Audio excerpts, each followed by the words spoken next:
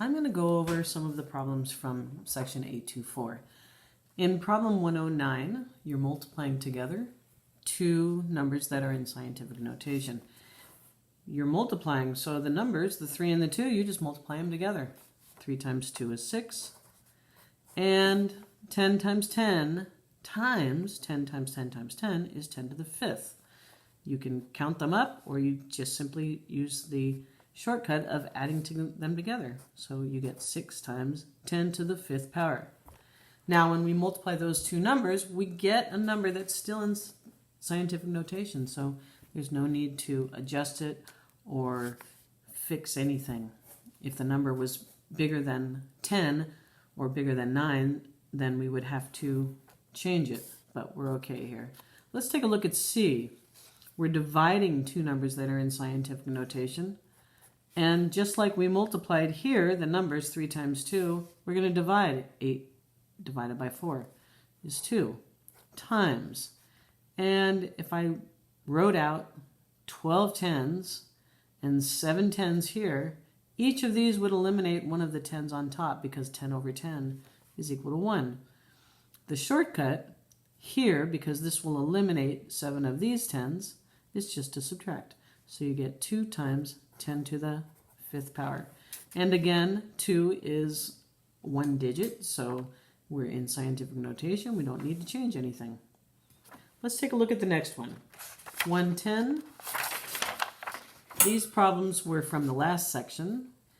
If you have x squared times x to the 5th, you're just multiplying all of them together. So the parentheses really aren't necessary. 1, 2, 3, 4, 5, 6, 7 x's are being multiplied together, so you get x to the 7th power. The shortcut here being you can just add together the 2 and the 5. What about B? You have y to the 7th. 1, 2, 3, 4, 5, 6, 7. Y is being multiplied together. And in the denominator, you're dividing by y to the 4th. Y times y times y times y. Each of these y's, y over y, is equal to 1. So you can reduce this fraction by eliminating all of the 1's. And what you're left with on the top is y times y times y. On the bottom, you have a 1. Sometimes you end up with variables in the denominator, and they will stay there. But in this case, we have y times y times y in the numerator, and that is y cubed. The shortcut here, again, just like we did up here, is to eliminate 4 of the y's on top, and you can just subtract 4 from 7. Let's take a look at the very last problem. 114. The Science Club is making homemade cookies for a field trip, and they want to know how much flour they're going to need for 18 dozen cookies. The information that you have is 12 dozen cookies uses 3 pounds of flour. So I'm setting up my proportion with cookies over flour. And I'll do the same thing on the other side. 18 is the number of cookies, so we'll put 18 there. Then the amount of flour is what we're trying to find out, so I'll use a variable for that.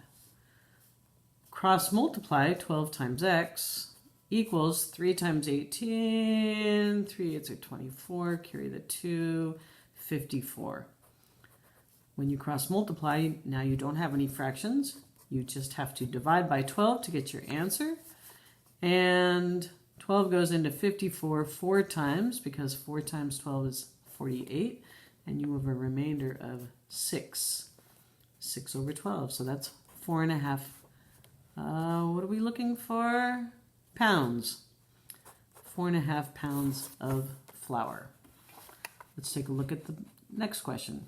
How many cookies can be made with 10 pounds of flour? So we're going to set that up the same way. Again, cookies over flour.